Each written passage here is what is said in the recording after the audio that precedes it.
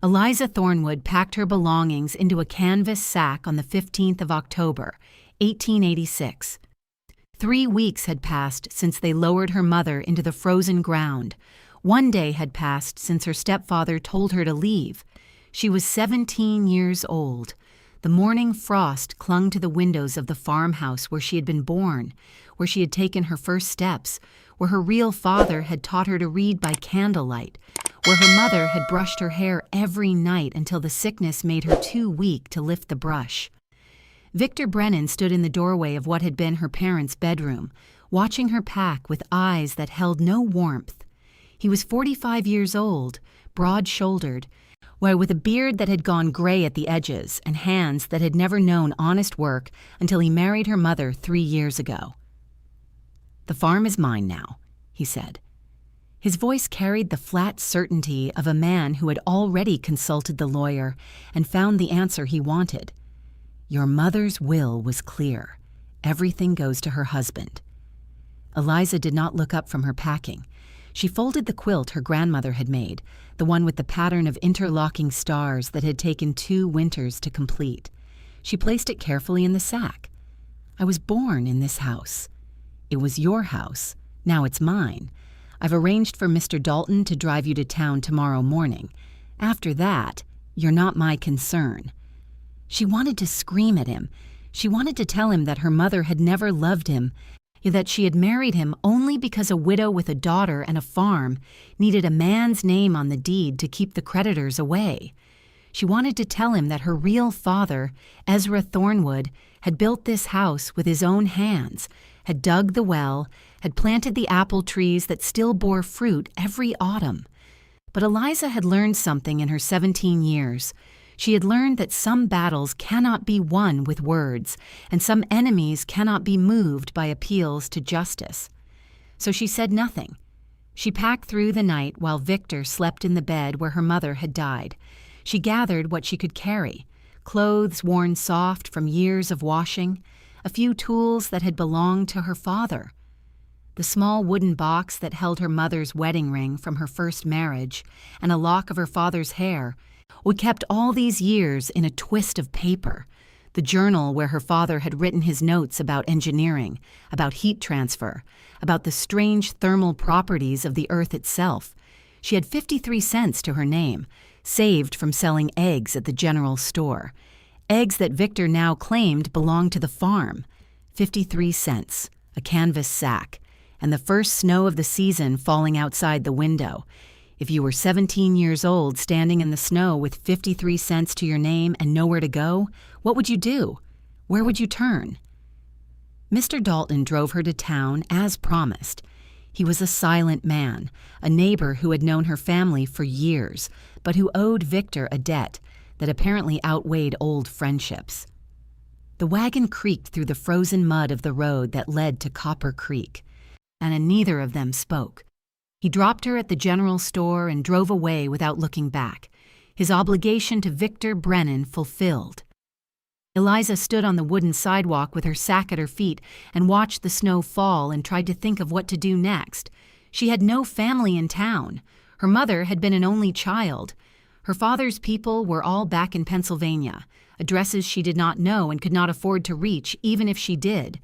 The boarding house wanted 75 cents a night. The church offered charity, but charity meant working for Widow Patterson, and Widow Patterson had a reputation for working her charity cases until they collapsed. The snow fell harder, the temperature dropped, the sky turned the color of old iron. She was considering which doorway might offer the best shelter for sleeping when she heard a voice behind her. "You're Ezra Thornwood's girl." She turned. An old woman was watching her from the bench outside the store. She was wrapped in furs that looked older than Eliza herself, her white hair pulled back beneath a wool cap, her face a map of wrinkles that spoke of decades spent in weather like this. But her eyes were sharp, sharper than the cold. "I was. He's dead now. Has been for years. 6 years this winter." The old woman nodded slowly, as if this confirmed something she had already suspected. "Good man, your father. He helped me once when nobody else would. Didn't ask for nothing in return." Eliza said nothing. She had heard stories like this before. Her father had been the kind of man who helped people, or who fixed things that were broken, who understood how the world worked in ways that most people never bothered to learn. The old woman gestured at the sack at Eliza's feet. "That man throw you out?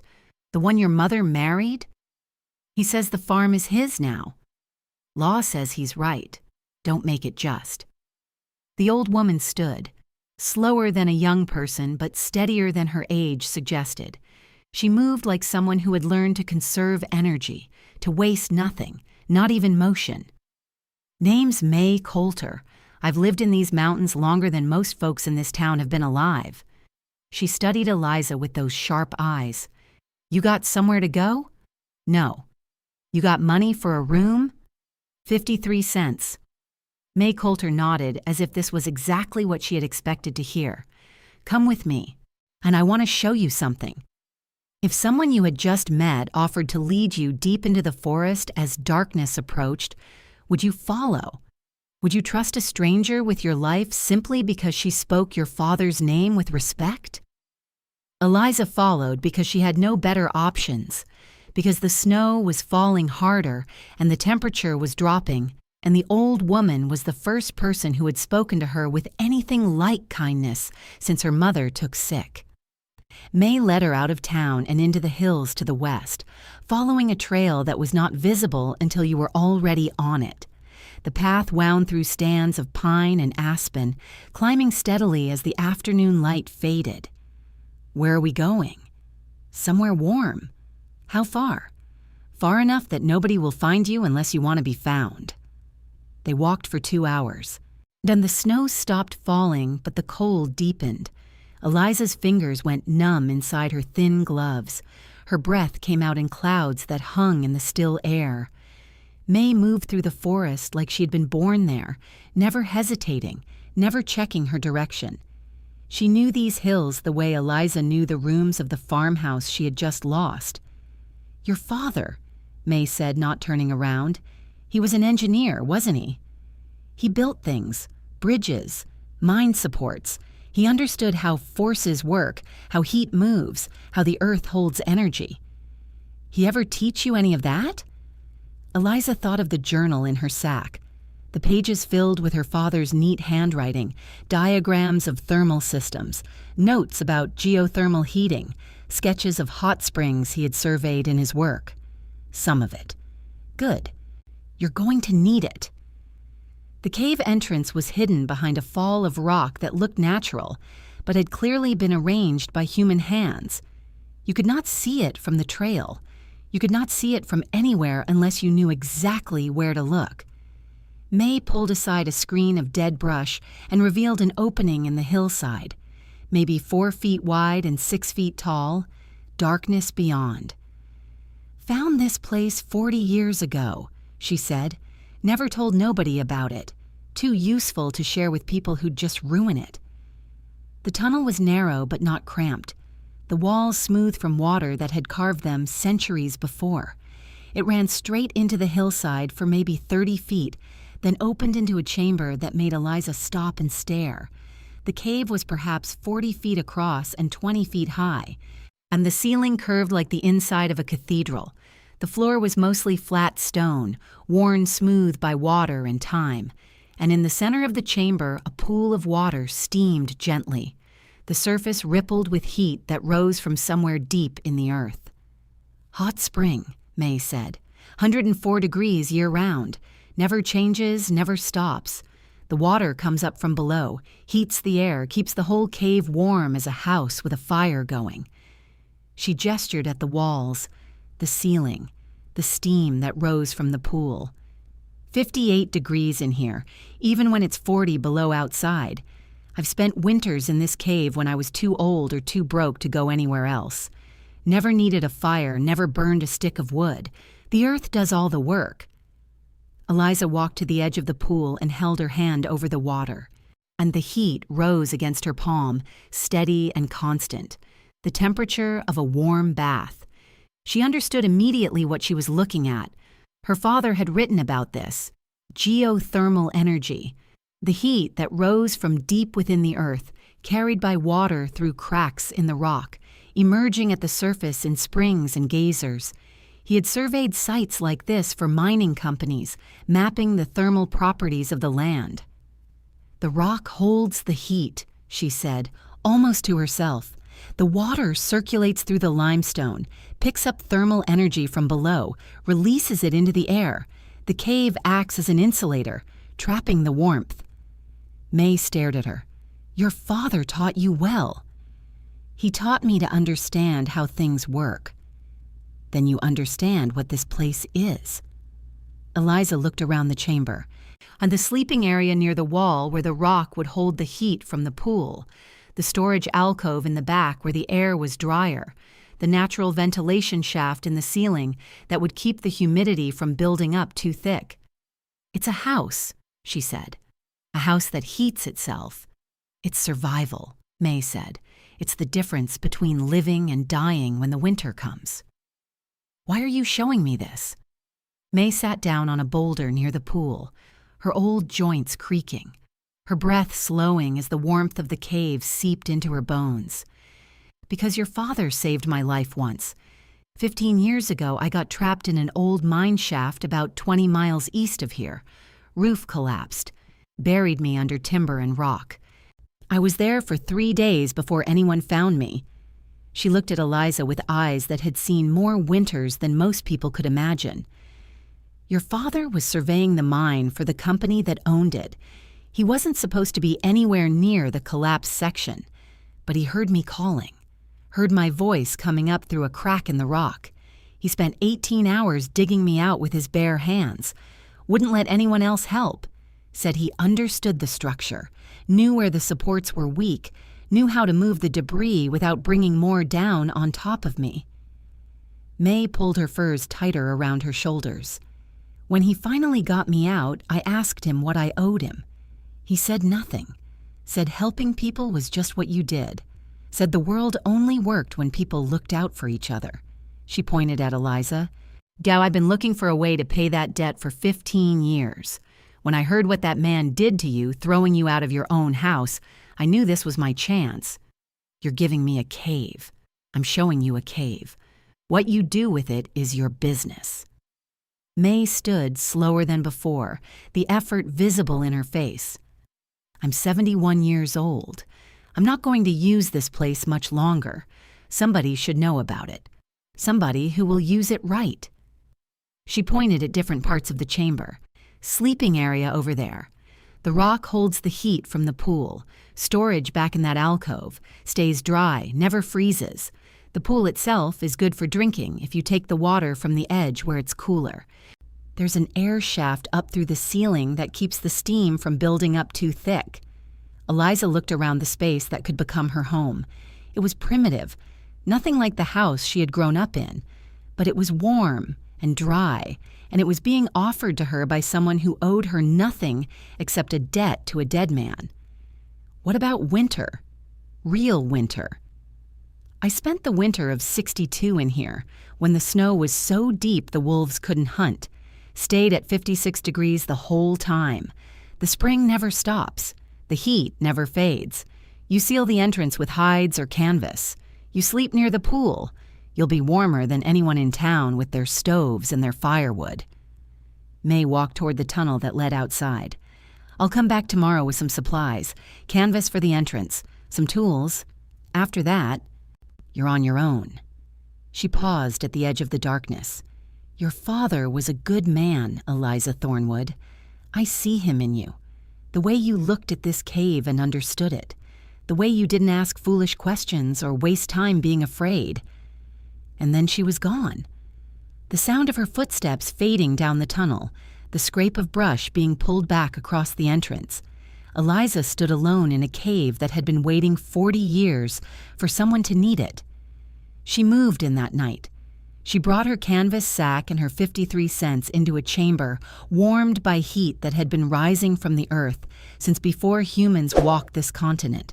She worked by the dim light that filtered through the ventilation shaft, arranging her few possessions, testing the temperature of the water, feeling the warmth of the stones. When her father's journal was in her hands, She read by the glow of the steam, the pages filled with his observations about thermal systems. He had written about convection currents, about the specific heat capacity of water, about how stone absorbs and releases thermal energy over time. He had written about the hot springs of Yellowstone, which he had surveyed in the summer before Eliza was born. She understood now why May had asked if her father had taught her. This cave was not just a shelter. It was a thermal system, and Eliza knew how to optimize it. She found the spots where the heat from the pool radiated most strongly into the surrounding rock. She identified the air currents that carried warm, moist air up through the chamber and out the ventilation shaft. She calculated where to place her bedding for maximum warmth, or where to store food to keep it from spoiling, how to position canvas barriers to trap heat in the sleeping area. Her father had given her this, not the cave itself, but the knowledge to use it, the understanding of how heat moved and how to work with it instead of against it. She slept on a bed of dried grass near the edge of the pool, the stone beneath her warm from the water that flowed past, the air around her humid and comfortable. She slept better than she had since her mother died, warm and safe in a cave that the winter could not touch. May came back the next day as promised. She brought canvas, rope, tools, and knowledge. "You've already figured out the heat distribution," she said, looking at where Eliza had arranged her bedding. "Smart girl." "My father wrote about it, the thermal gradient, the way heat moves from the water into the air and then into the stone." "Book learning," May nodded approvingly. "But you'll need practical skills too. Hunting, trapping, finding food when there's nothing to find." For 3 days, May taught her. She showed her how to set snares for rabbits in the hills around the cave, how to identify edible roots and bark, how to smoke meat over a small fire at the cave entrance where the smoke would not fill the chamber, how to gather water from the cool edge of the pool without disturbing the thermal circulation. "The hot spring water is hot enough to cook eggs," May said, "hot enough to soften dried meat. You won't need fire for cooking most of the time. The earth will do the work." On the 3rd day, May brought materials for sealing the entrance: a frame of branches, a cover of heavy canvas, 2 strips of hide to close the gaps. "When the real cold comes, you seal this tight. Keep the warm air in, the cold air out. The cave becomes a closed system, holds heat like a house with a good stove, except you never have to feed it fuel." They worked together until darkness fell. By the time May left, the cave was sealed and warm, the steam from the pool filling the air with moisture that softened the cold Eliza had carried in her lungs. "I'll check on you when I can," May said at the entrance. "But I'm old, and the winters are getting harder. You might have to survive on your own." "I understand." May looked at her one last time. In the dim light, her face seemed younger somehow, as if passing on this secret had lifted a weight she had been carrying for decades. "Your father would be proud of you." And then she was gone. With the work of making the cave livable took most of November. Eliza gathered more dried grass for bedding and insulation. She built a simple shelf system in the storage alcove using flat stones and branches. She created a cooking area near the entrance where she could build small fires when she needed them, though she rarely did. The hot spring water was hot enough to cook everything she needed. She learned to prepare meals using nothing but the constant heat that rose from below. She hunted when she could, setting snares for rabbits in the hills around the cave. She gathered what the land offered: late berries that had dried on the vine, roots that she could dig from the frozen ground. The inner bark of certain trees that May had taught her was edible. She traded rabbit pelts in town for flour and salt and the few supplies she could not gather herself. The people in Copper Creek knew she was living somewhere in the hills, but they did not know where, and she did not tell them. The first time she walked into town after moving into the cave, she felt their eyes on her.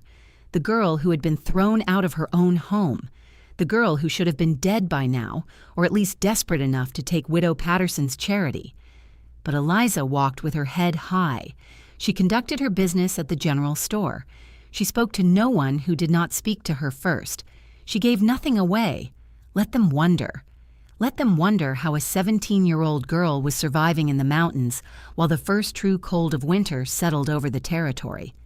Victor Brennan came to town in early December. The Eliza saw him before he saw her. He was wrapped in furs that had once belonged to her father, riding in a wagon driven by a man she did not recognize. He looked uncomfortable in the cold, his face red, his movements stiff. He spotted her standing outside the general store, and his face twisted into an expression of surprise that quickly became contempt. "Still alive, I see. I expected the cold would have taken you by now. Sorry to disappoint you. Where are you living? The church charity house? One of the cribs behind the saloon?" Eliza smiled, the first genuine smile she had managed since October. "I have a place, warm enough, warmer than your house, probably." "I doubt that." Victor's eyes narrowed.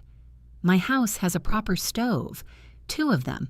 I've already burned through 10 cords of wood, and it's not even Christmas. That sounds expensive. It's comfortable, unlike whatever hole you've crawled into." Eliza did not respond. She just kept smiling, the smile of someone who knew something that Victor did not know. Victor wanted her to be suffering. He needed her to be suffering. He needed to know that throwing her out had consequences, that the natural order had been restored with Eliza at the bottom where she belonged. The smile said otherwise, and Victor did not know how to process it. "You'll freeze before spring," he said finally. "Mark my words, they'll find you in some ditch, stiff as a board." "Maybe, but I doubt it." She watched him climb back into his wagon, watched him drive away toward the farm that had been her home, the farm where her mother was buried in the small plot beside the apple trees. She did not feel anger, not anymore. She felt something else, something that her father had taught her about thermal systems, about how energy always flows from hot to cold, about how you cannot fight the natural order, but you can learn to work with it. Victor was fighting the winter, burning through wood and money, trying to hold back the cold. Eliza was working with the earth, using heat that had been flowing for millions of years. She knew who would win. The winter of 1886 to 1887 was one of the worst in territorial history. The snow started falling in November and did not stop until March. The temperatures dropped to 30 below and stayed there for weeks at a time. Cattle froze standing up in the fields, men got lost between their houses and their barns, and were not found until the thaw. The railroads shut down. The towns ran low on supplies. People burned furniture, fence posts, anything that would catch fire. Eliza Thornwood spent the winter in a cave that stayed 57 degrees, regardless of what the weather did outside. She sealed the entrance tight, slept near the warm pool, cooked her food in the hot spring water, and waited for spring with the patience of someone who had nothing to fear from the cold. She did not burn a single log, not one. The earth provided all the heat she needed, rising up from below in an endless supply that had been flowing since before humans walked this continent. The hot spring was her stove, her furnace, her fireplace. It asked nothing from her except that she be there to receive what it offered. But the winter brought other challenges. The wolves came in January. Aunt Eliza heard them first, a howling that echoed through the hills, carried on the frozen wind, the sound of hunger, the sound of desperation. The pack had been driven down from the high country by the deep snow. They were hunting anything they could find, and they found Eliza's snare lines. The first morning, she walked out to check her traps and found them empty. Not just empty, destroyed. The snares torn apart, the bait gone, wolf tracks in the snow leading away into the forest. She reset the traps further from the cave. The next morning, the same thing. By the 3rd day, she understood. The wolves had found her scent. They knew she was here, and they were watching. She saw them for the first time at dusk. 3 gray shapes at the edge of the tree line, their eyes catching the last light of the sun. They did not approach, and they did not need to. They were patient. They knew that eventually she would have to leave the safety of the cave, and when she did, they would be waiting. For 3 weeks, Eliza lived under siege.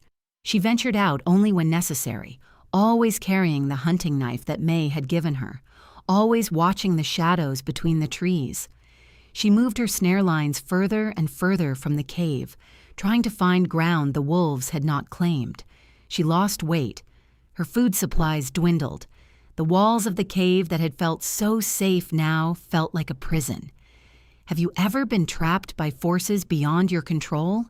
Have you ever felt the walls closing in while predators circled outside, waiting for you to make a mistake? The breakthrough came in early February. Eliza was reading her father's journal by the light of a small fire at the cave entrance when she found a passage she had overlooked before. Her father had written about wolves, about their behavior, their hunting patterns, their relationship with the thermal features of the land. He had observed that wolves avoided areas with strong sulfur smells, the kind that often accompanied hot springs. The water in Eliza's pool had only a faint mineral odor, barely noticeable. But there were other springs in the area, springs that May had mentioned but never shown her. Springs where the water ran hotter and the smell of sulfur was strong enough to keep predators away.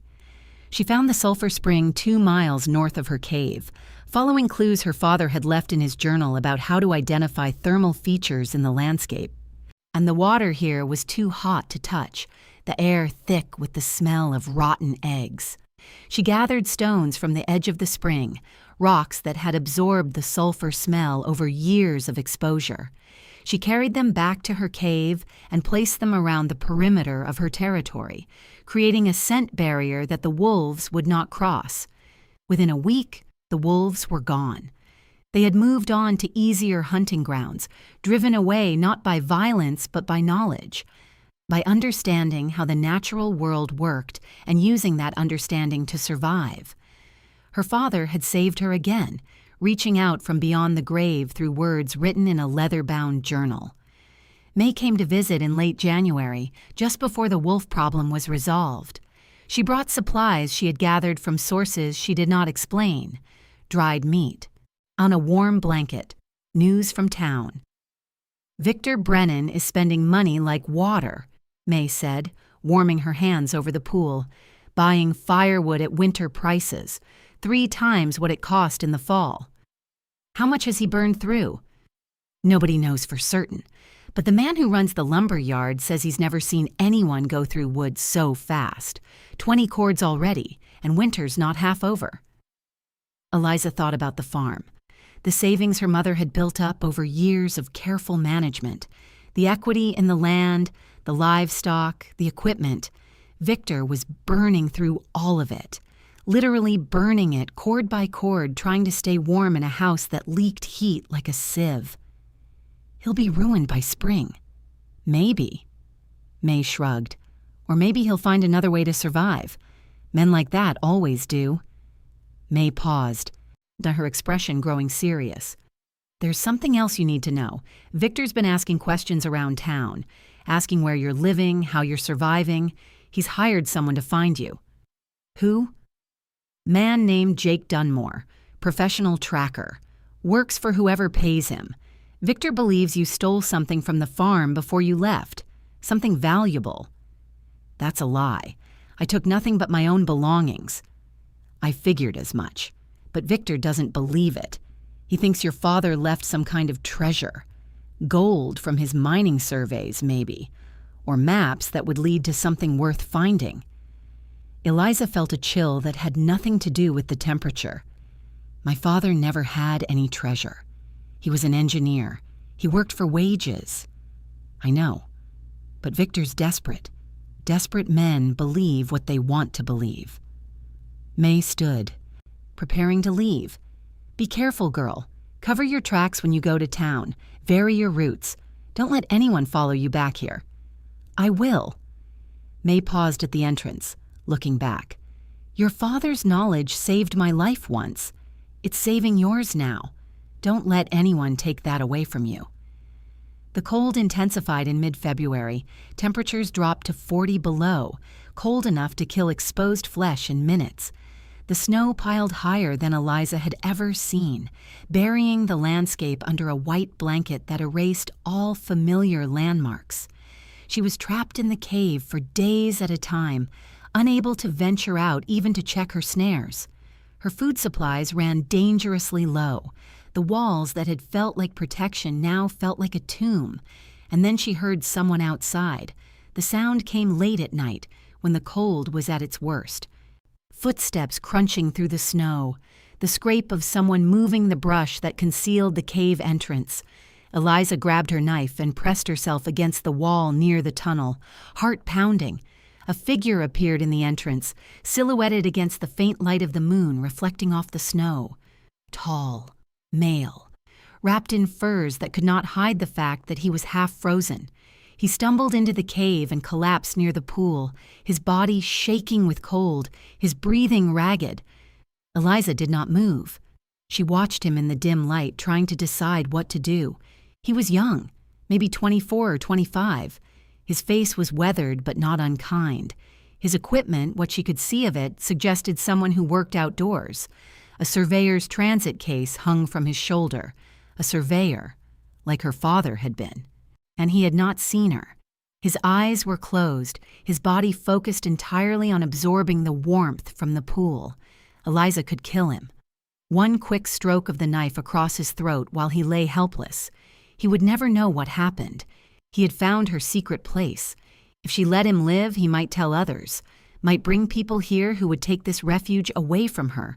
But he might also be someone worth saving. Someone who had stumbled onto her cave by accident and meant no harm. If you found a stranger in your secret sanctuary, half dead from cold, would you trust them with your life? Or would you protect yourself at any cost? Eliza made her choice. She lowered the knife. "Don't move," she said. "Don't try to get up. Just stay where you are and let the warmth work." His eyes opened. He stared at her in confusion. On this girl who had appeared out of the darkness with a knife in her hand. Where am I? Somewhere safe. Somewhere warm. That's all you need to know for now. His name was Silas Whitmore. He was a geological surveyor, working for a mining company that wanted to map the thermal features of the region. He had been caught in the blizzard while returning to town and had wandered for hours, losing his bearings in the whiteout conditions. "I saw the steam," he said, once he had warmed enough to speak clearly. "Rising from somewhere in the hillside. I thought it might be a cabin with a fire. Instead, I found a cave with a hot spring. And a girl with a knife. That too." He managed a weak smile. "Are you going to use it?" "I haven't decided yet." Silas looked around the cave, taking in the details, the organized living space, and the thermal optimization. The evidence of someone who understood what they were doing. "You've been living here through the whole winter. Since October. That's remarkable. Most people couldn't survive out here for a week, let alone months. I had help, good teachers, and a father who understood how heat works." Something flickered in Silas's eyes. "Your father was an engineer?" "Ezra Thornwood. He surveyed mines. Mapped thermal features, like you do." "Ezra Thornwood." Silas sat up straighter, his interest suddenly sharpening. "I know that name. I studied his work when I was training. His papers on geothermal energy were required reading. He was my father. He was one of the best surveyors in the territory. His mapping of the Yellowstone thermal features is still considered definitive." Silas looked at her with new respect. "And you've been using his knowledge to survive out here." "The earth heats itself. I just learned how to take advantage of it." Silas was too weak to travel. His feet had suffered frostbite, not severe enough to require amputation, but bad enough that walking was impossible. Eliza faced a choice. She could wait for him to recover enough to leave on his own, which might take weeks, or she could trust him enough to let him stay, to share her refuge with a stranger. She chose trust. For 2 weeks, she nursed him back to health. She fed him from her dwindling supplies. She treated his frostbite with techniques May had taught her, using warm water and careful massage to restore circulation. She talked to him about her father, about the knowledge he had passed down, about the thermal system that was keeping them both alive. Silas listened with the attention of someone who genuinely understood what she was saying. He asked intelligent questions.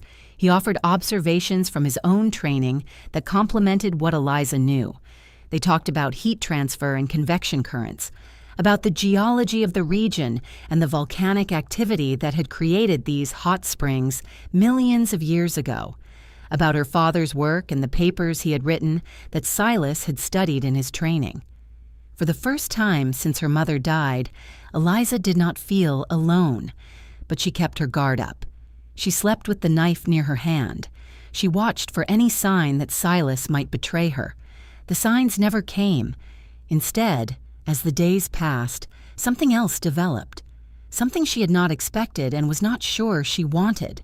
A connection, a partnership, and the beginning of something that might become more, given time.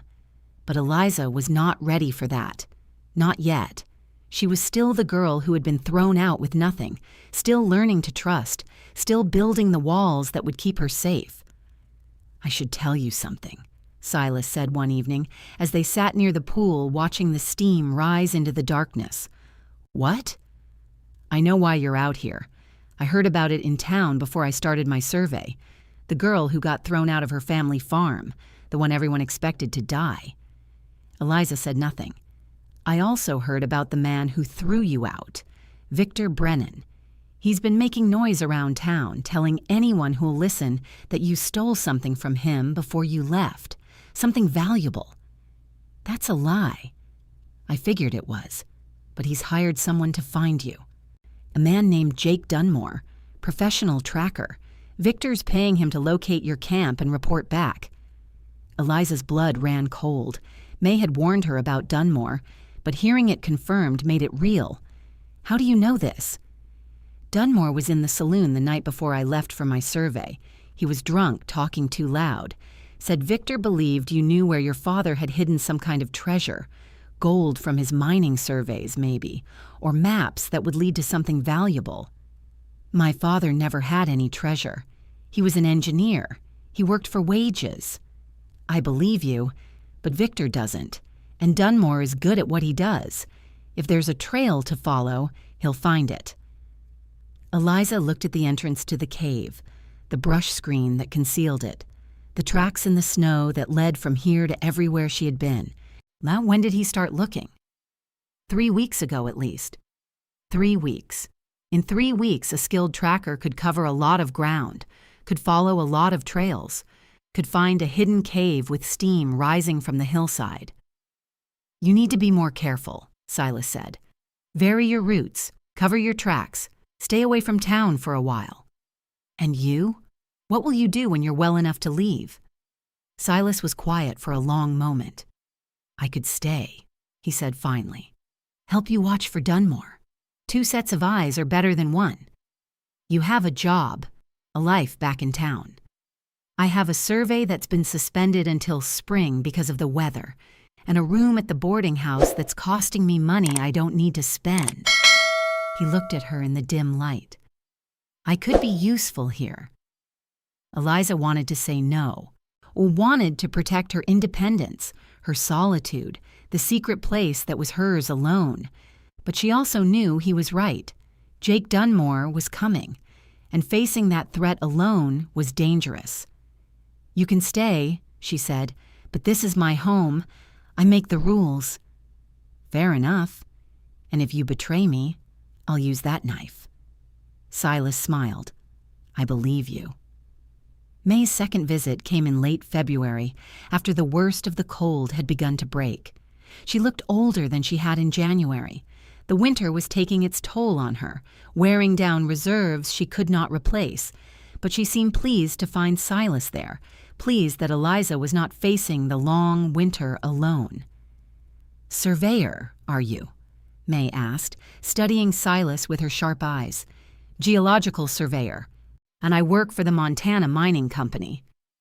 "And you found this place by accident?" "I was lost in the blizzard. saw the steam rising and followed it. May nodded slowly. Lucky for you, not so lucky for Eliza, having to share her sanctuary. He's been helpful, Eliza said. He knows things my father wrote about, things that have helped me understand this place better. And he knows about Dunmore? I told her, Silas said. I thought she should be warned. May accepted a cup of hot spring water, sipping it slowly, the warmth spreading through her old bones. Dunmore's getting closer, she said. I heard talk in town. He's narrowed his search to this ridge, says he found tracks that led into the hills and didn't come back. My tracks? Probably. You've been careful, but nobody's careful enough. Not in snow like this. Eliza felt the walls closing in again. The security she had built was crumbling. The sanctuary that had kept her alive was about to be discovered. What do I do? What you've been doing. Survive. Adapt. Use what your father taught you. May stood, preparing to leave. And trust your instincts. They've kept you alive this long. She paused at the entrance. One more thing. I wrote you a letter. Everything I know about what really happened with your mother's will. If something happens to me, if I don't make it through this winter, you'll find it in my cabin, behind the loose stone in the fireplace. May, don't talk like that. I'm 71 years old, girl. I've been talking like this for a decade. She smiled, the wrinkles around her eyes deepening. But I'm not dead yet. I'll see you when the thaw comes. She disappeared into the tunnel, leaving Eliza with a sense of dread that would prove prophetic. The worst of the winter came in early March. A blizzard descended on the territory that made everything before it seem mild by comparison. The wind howled at 60 miles per hour. The temperature dropped to 50 below. The snow fell so thick and fast that visibility dropped to zero. Silas and Eliza sealed the cave and waited it out. The hot spring kept the chamber warm. The stored food kept them fed. They had everything they needed to survive. But May Coulter was not so fortunate. The morning of the third day, when the wind had died enough for Eliza to check outside, she found fresh tracks in the snow. Someone had been trying to reach the cave. Someone who had gotten close, but not close enough. And she followed the tracks down the hillside, her heart pounding with dread. She found May's body at the base of a cliff, half buried in a drift. The old woman had fallen in the whiteout conditions, tumbling down a slope she had climbed 100 times before. In her hands, she clutched a sack of supplies she had been bringing to Eliza. Food, medicine, a wool blanket, and a letter, folded and sealed with wax. Eliza knelt in the snow beside the woman who had saved her life, the woman who had given her this refuge, this chance, this hope. May's face was peaceful. Her eyes were closed. In death, she looked younger than she had in life, the years of struggle and survival smoothed away by the cold. Thank you, Eliza whispered, for everything, for the cave, for the knowledge, for believing in me when no one else did. She could not bury May, and the ground was frozen too hard, and there was no time. But she covered the body with stones, building a cairn that would protect it from scavengers until spring. Then she took May's sack and carried it back to the cave. Inside, she found the letter and opened it by the light of the hot spring's glow. May's handwriting, shaky but legible. Eliza, if you're reading this, I didn't make it. Don't mourn too long. I've had more winters than I deserved. What matters now is what I'm about to tell you. Victor Brennan is a liar. Your mother's will didn't leave the farm to him. It left the farm to you. I know this because I was there when she wrote it. I was one of the witnesses. The other witness was Preacher Morrison, who died last summer. Victor must have destroyed the real will and replaced it with a forgery. Or there's no way to prove this without the original document. But I know it's true. Your mother loved you more than anything in this world. She would never have left you with nothing. Fight for what's yours. Use everything I taught you, and remember that the earth provides for those who know how to listen to it. May Coulter. Eliza read the letter 3 times. Her hands were shaking, not from cold but from rage. Victor had stolen everything from her, not just the farm, but the truth of her mother's last wishes.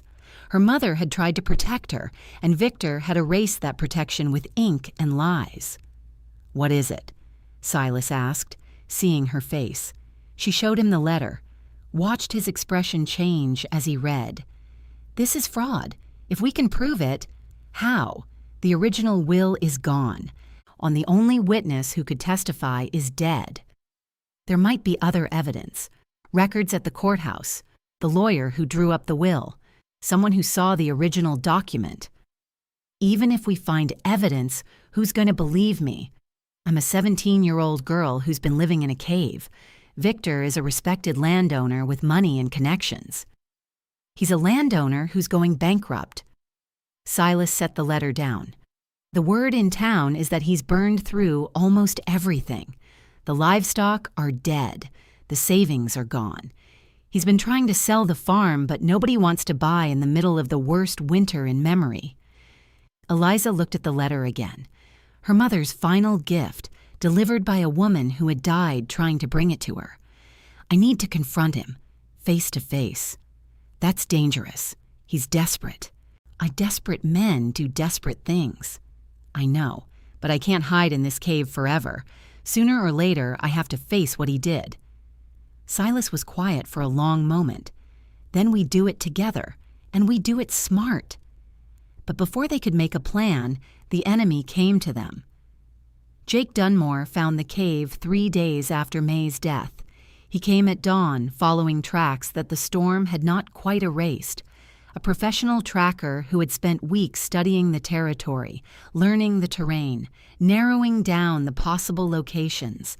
Eliza heard him before she saw him, the crunch of boots on snow, the careful movements of someone approaching a position. She grabbed her knife. Silas grabbed a heavy branch they kept near the entrance for firewood. But when the brush screen was pulled aside, it was not just Dunmore who stood there. A Victor Brennan was with him. Victor looked terrible. His face was gaunt, his eyes hollow, his expensive furs hanging loose on a frame that had lost 30 pounds since October. The confident cruelty she remembered had been replaced by something else. Desperation.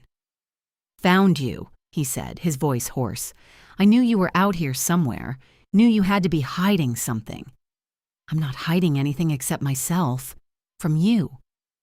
"Don't lie to me, girl. Your father left something valuable. Maps. Gold. Something. And you know where it is." "My father left me knowledge, nothing else. He was an engineer, not a treasure hunter." Victor's face twisted with frustration. "Then how are you surviving out here? How are you staying warm when everyone else in the territory is freezing to death?"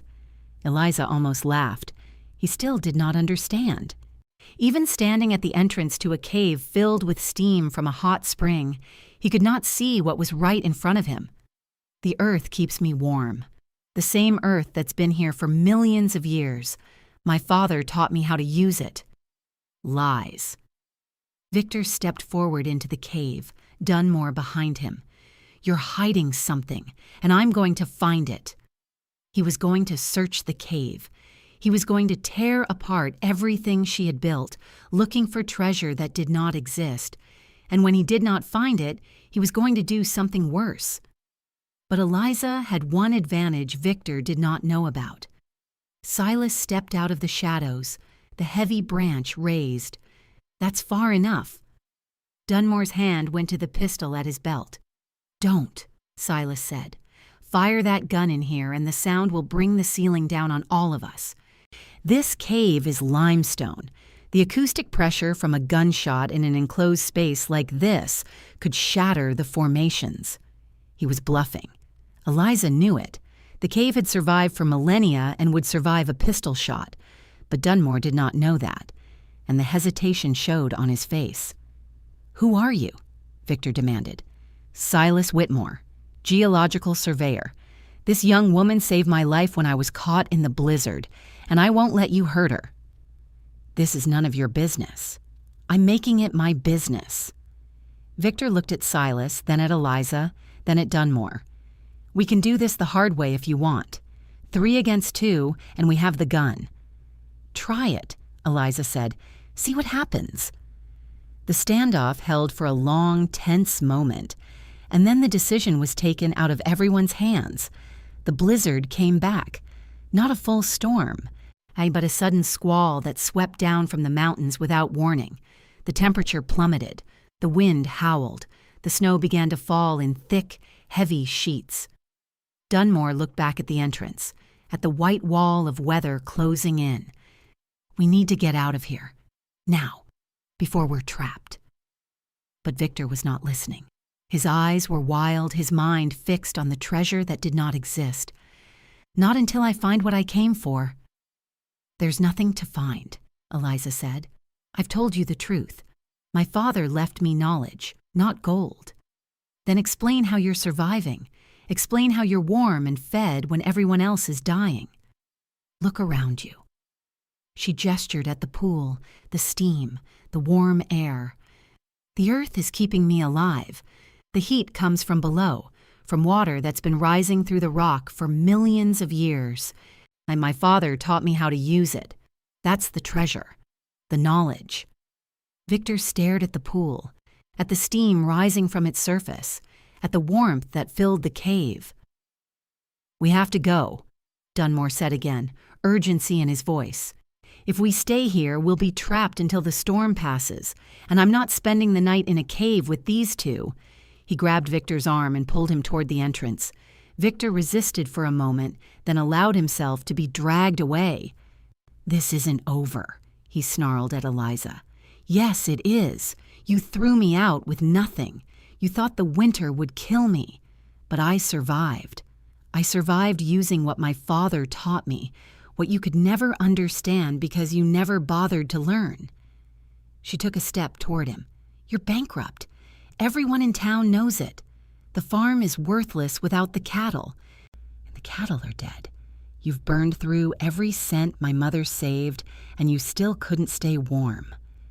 Another step. "But I stayed warm, in a cave, without burning a single log." Victor's face went pale. "You lost," Eliza said. "You lost the moment you threw me out, because you thought you were getting rid of a burden. But what you were really doing was getting rid of the one person who could have helped you survive." The wind screamed outside. The temperature continued to drop. "Go," she said, "before the storm makes the decision for you." Dunmore pulled Victor through the brush screen and they disappeared into the white. Silas and Eliza sealed the entrance behind them. The storm raged for 2 days. On the morning of the 3rd day, the wind died down enough for Eliza to check outside. What she found made her blood run cold, and a figure lay in the snow 50 yards from the cave entrance, motionless, half buried in a drift. She recognized the furs before she recognized the face, her father's furs, the ones Victor had been wearing. He was still alive, barely. His lips were blue, his skin waxy, his breathing so shallow she had to press her ear to his chest to hear it. Jake Dunmore was nowhere to be seen. He must have abandoned Victor when the storm got too dangerous, saving himself and leaving his employer to die. Eliza stood over the man who had thrown her out into the cold, the man who had stolen her inheritance, the man who had sent a tracker to hunt her down. She could leave him here. The cold would finish what it had started within the hour. No one would ever know. It would look like an accident, a foolish man who wandered too far from shelter in a blizzard. Justice, some would call it. Karma. If someone had thrown you out to die, and now that person lay dying at your feet, what would you do? Would you save the life of someone who tried to end yours? Eliza made her choice. She grabbed Victor under the arms and dragged him toward the cave. It took every ounce of strength she had. Victor was a large man, dead weight in the snow, and the entrance was uphill. Silas heard her struggling and came to help. Together, they pulled Victor inside and laid him near the pool where the heat was strongest. For 3 hours, they worked to save him, warming his extremities slowly, the way May had taught Eliza, feeding him sips of hot water, Rubbing circulation back into his frozen hands and feet, Victor drifted in and out of consciousness, mumbling, confused, not understanding where he was or who was saving him. And then, near midnight, his eyes opened fully. He saw Eliza's face above him, saw the cave, saw the steam rising from the pool. "You," he whispered, "you're saving me." "Yes." "Why?" Eliza did not answer immediately. She was not sure she knew the answer herself. "Because letting you die would make me like you," she said finally.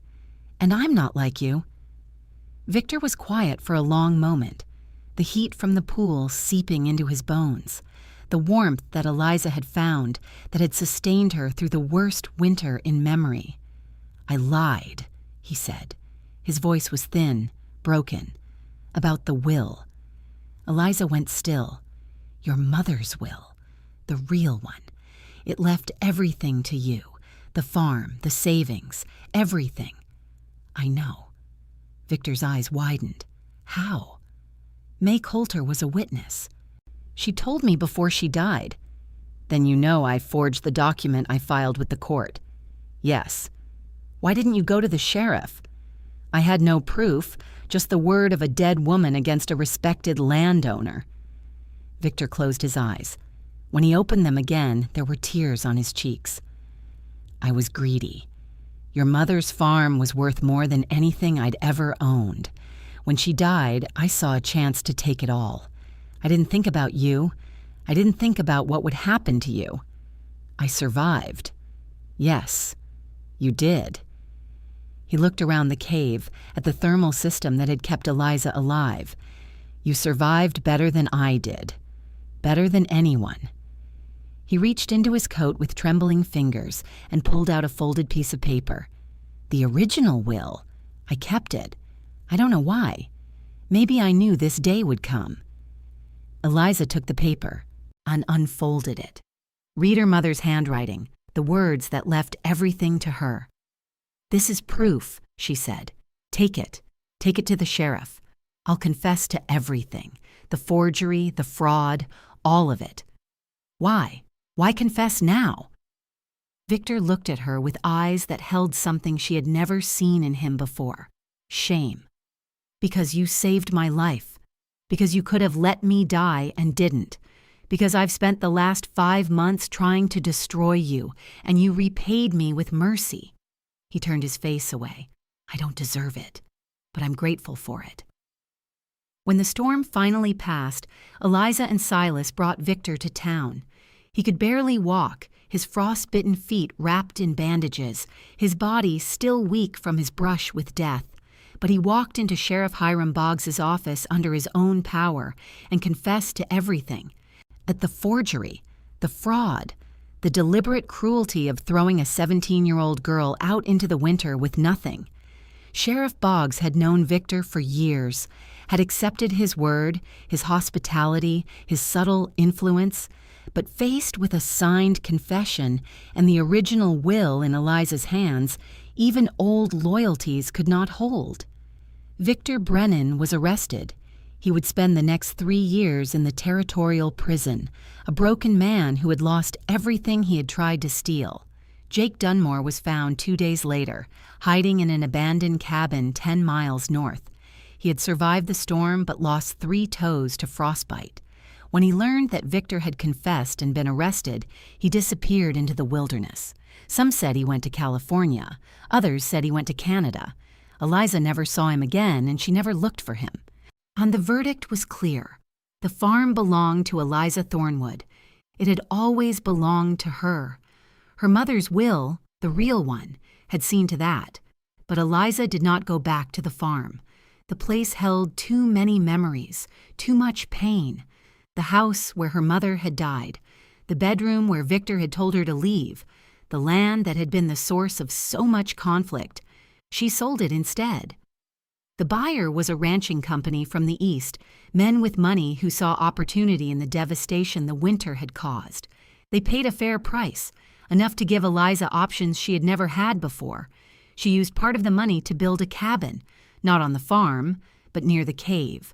On land, she purchased from the territory a small parcel that included the hillside where the hot spring emerged, a place that was hers in a way the farm had never been. Silas helped her design it.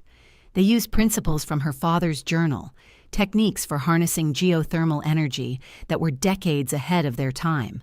They built a system of pipes that carried hot spring water beneath the cabin's floor, warming the space naturally, without need for a stove.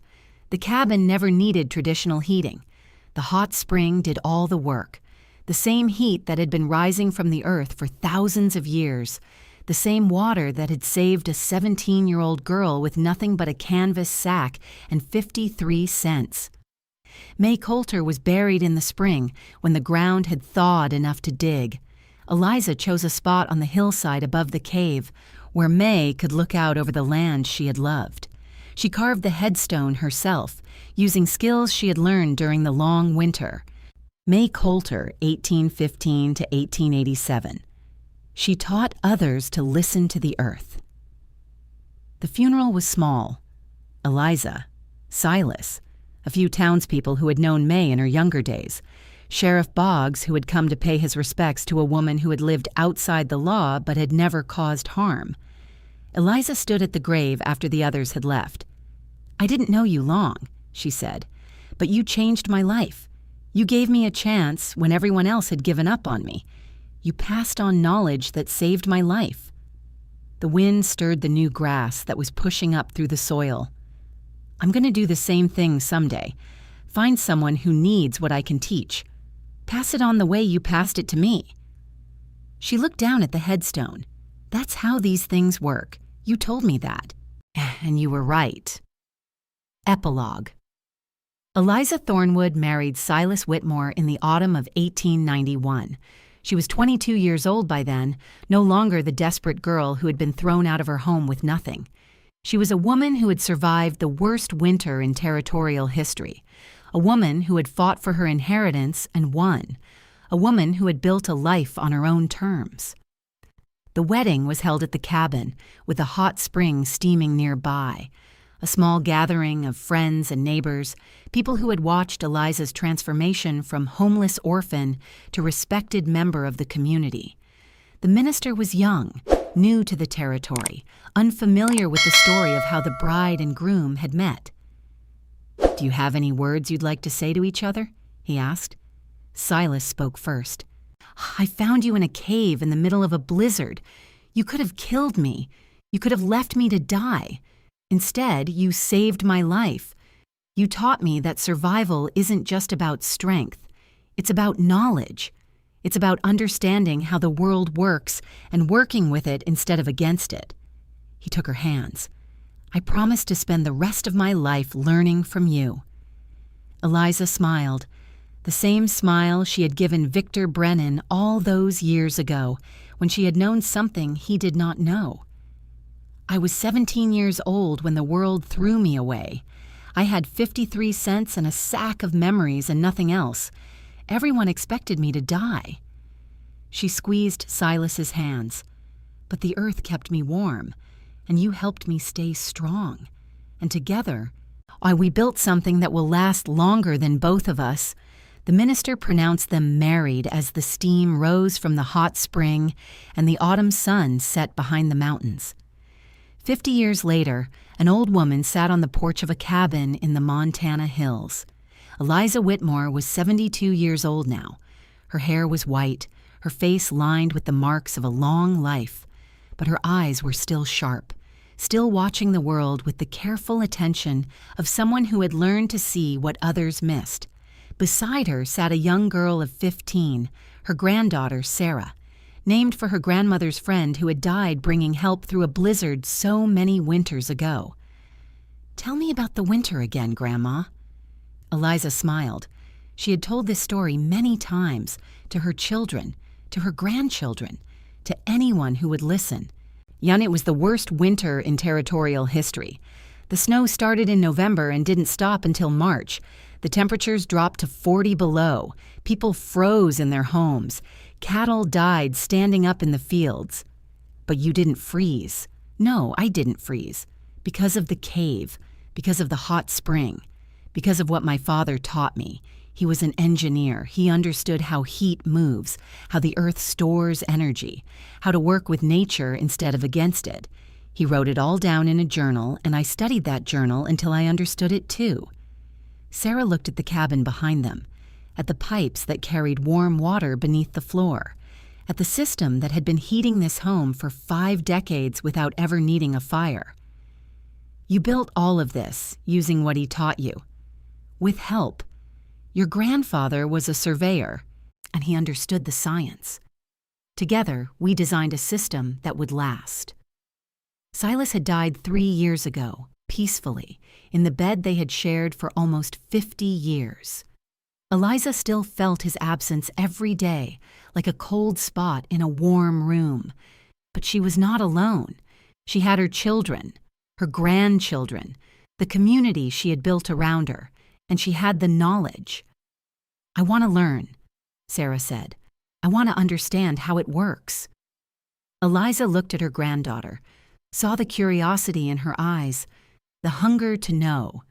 Then I'll teach you, the same way May Coulter taught me, the same way my father taught her without even knowing it. She reached into her pocket and pulled out a worn leather journal, the pages yellow with age, the binding cracked, but the words still legible.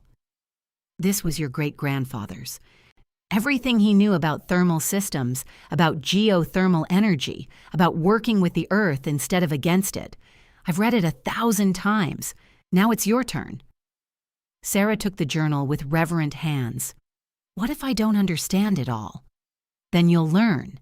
That's what the journal is for. That's what knowledge is for. It doesn't matter if you understand it all today. What matters is that you keep trying. Keep learning. Keep passing it on. Eliza looked out over the hillside toward the place where the cave entrance was hidden, behind carefully arranged stones. The hot spring was still flowing.